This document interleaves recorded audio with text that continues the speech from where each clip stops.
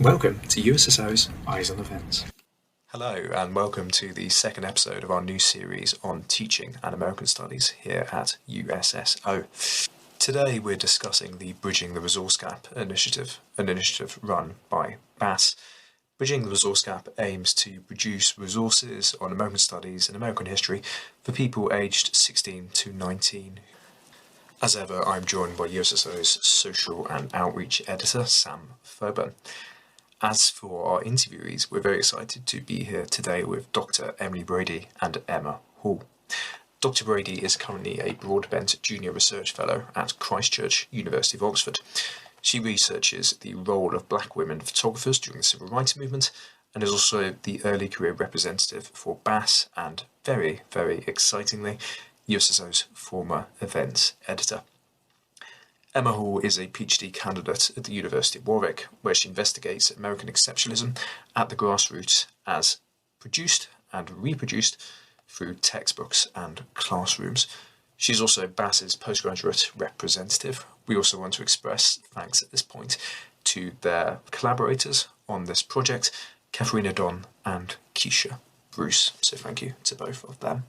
So to start as ever with the very basics of it, what's the gap in Bridging the Resource Gap?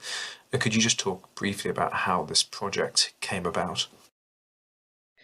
So Emma Hall and I are the two project leads, and we basically kind of got interested and started in this field back in sort of 2020, 2021, when two members of the BAAS community, Rebecca Stone and Katie Barnett, started advertising for research assistants to work on a project about raising the profile of American studies in schools. And at that stage, the project was very much on alumni profiles. So the idea with that project was that we were the research assistants and we were, scouring the internet for people who'd done American studies and gone on to have interesting career paths. Because I think within the BAAS community, there's a lot of people who did American studies and a lot of people who went on to have, really interesting and exciting academic careers. But for your average 16 to 19-year-old, they're more interested in like other jobs and other careers. And from there, Emma and I really got interested in, why there was this kind of cognitive gap between American studies and students not really realizing that it was an option at university. So over and over again, we were hearing people saying, oh, I love history, I love English, I love cultural studies, I love America. And they just didn't know about American studies. So the idea that Emma and I kind of had was to take that initial project about alumni and employability and take it a step further and think about ways that we can advocate essentially for an American studies pedagogical approach in school classrooms. And so literally the gap that we're trying to fill is not just, it's the kind of cognitive gap between, oh, I want to study America, but I don't know what American studies is. So literally informing students of what it is. And also hoping to tread the gap between 16 to 19-year-olds who have, been in secondary school, they've been taught the AQA and EdXL and OCR syllabus, and then the jump to university where it's a completely different learning style. So our hope is by sort of introducing resources that literally bridge that gap, that introduce students to scholars and kind of the university way of delivering education, it kind of crosses and bridges that gap as well. So it works on so many levels. I suppose we are accustomed to how to appeal to university students. What do you think needs to be different about those resources that you aim at the slightly younger demographic? Yeah, so first thing we did was look at the exam criteria, right, and the assessment criteria of the different exam boards. So what actually are they trying to assess? What are their key areas that we need to kind of hit? Then when we were making the resources, and when our RAs as well were making the resources, we were very clear of, okay, which terms need defining, where are we trying to bring in literature, but it needs to be kind of further contextualized than just kind of name dropping, as we might do in a university seminar classroom, for example. Making it really clear if we're bringing in literature, like where we're finding that from, because we're aware that there won't be kind of reading lists existing already for these students to just be able to tap into. So we're making it really evident where these sources are coming from. And generally trying to make it as accessible as possible. So one of the aspects was that our mini lectures that we asked people to contribute were going to be kept to 10 minutes, right? Because if it's going to be in a classroom setting of an hour, rather than kind of a 2-hour seminar that you might have at university, a teacher is only going to be able to keep the attention of students focused on one video for so long. And also you need opportunities to discuss what's in the lecture that we present. And then we asked from there for our participants to also kind of produce extension tasks. So if a teacher then wanted to go on to use like that material in a specific way, there were ways that we could fill kind of an hour of teaching. So we kind of set it up as if they were kind of classroom experiences rather than just kind of a resource that someone might read through, for example. Great. Thank you. And we talked a bit about the preparing of the resources.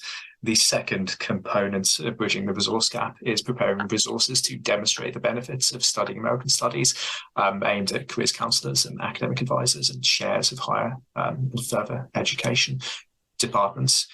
When preparing these materials and trying to communicate with these groups of 16 to 19-year-olds, what is the main argument you're making at the moment for why do American studies, particularly given those career interests we talked about at the beginning? What really seems to be cutting through to the generation of 2022, post-Trump, post-COVID pandemic and all those factors?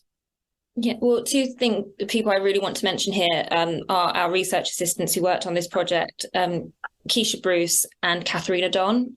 So they came on board and really helped define like the direction of the project, some of the resources that we produced, and kind of analyze some of those priorities. And we think sort of, in 2022, a real thing that students are interested in is the contemporary relevance of history, that kind of presentist approach. So making the text that they're reading or the politics they're studying or the history that they're learning about in classrooms applicable to the present day. And in particular, like I think Katharina and Keisha were really key in that kind of development. I think students are really interested in seeing the real world application of what they're learning about. And academics, with our sort of broader scope of things, we're quite well equipped to be able to see the significance of those kind of trends onto a contemporary moment. So definitely a more contemporary angle. And also, I think going back to what Emma said, a more engaging visual style.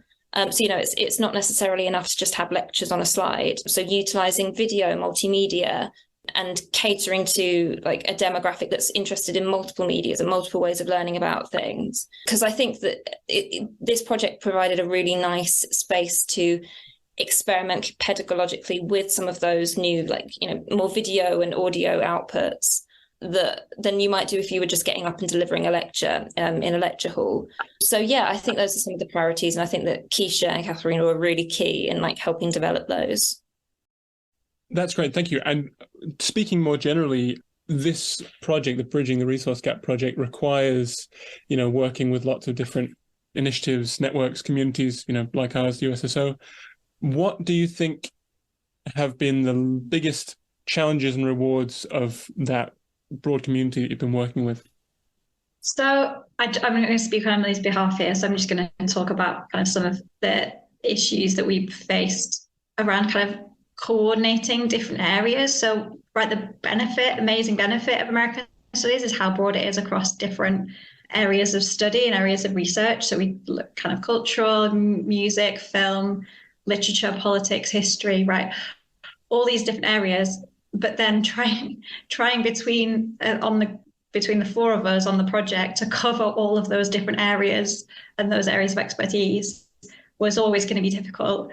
I think we might have slightly underestimated how difficult that was going to be to make sure that each area got kind of a fair coverage under our project.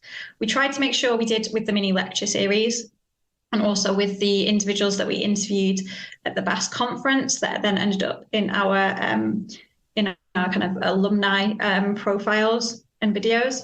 So we tried to cover as many bases as we could, but also we each have our areas of expertise in research, which kind of lend itself to developing those areas and then perhaps kind of not covering others in as much depth as we might have wanted. So I think that was one of our biggest areas, kind of a learning curve of understanding where we could cover and then recognizing where we might have gaps that we might need to kind of look at in the future. Great, thank you. And the question we always end up asking at the end of episodes like this, what's next? What kind of goals will be happening this year for this project? Will there be similar initiatives at BAAS, for example? And how can people listening to USSO get involved? Yeah, so Emma and I have been discussing lots of ideas and things that we'd like to do. So some sort of pie in the sky ideas about having a feedback session with teachers to discuss and quantify some feedback on these resources. At this stage, everything is complete, and we're thinking of just getting some, rounding out some further areas. So for instance, Katharina Donn produced loads of brilliant literature resources that can be used in the classroom, like exercise sheets and PowerPoints. And we're thinking about just taking some time to produce those kind of resources in other areas, such as history and politics, so it's just a bit more balanced. I think long term, we'd really like to engage more with teachers and educators to get feedback on this. And I personally, last year, we went to the BAAS annual conference and interviewed and had sort of talking head sessions with people. I would love to do that again in future. But I equally do think that it's important to take stock of what you've done and allow time for the resources to breathe and to work and to be, used by teachers. And if, I would rather allow it sort of, 6 months, a year for the project to breathe, to assess how it's been used, to realise its strengths and weaknesses, and then regroup and consider the next steps from there, rather than kind of ploughing ahead, with what we think would be useful. So a mix of exciting things and careful consideration. As always. Thank you both, Emily and Emma, for giving your time today to talk about bridging the resource gap. It's been great to talk to both of you, particularly a former USSO editor, and best of luck with seeing how those are used in the classroom and the project as it develops into 2023. So thank you very much. Thank you. Yeah, thank you.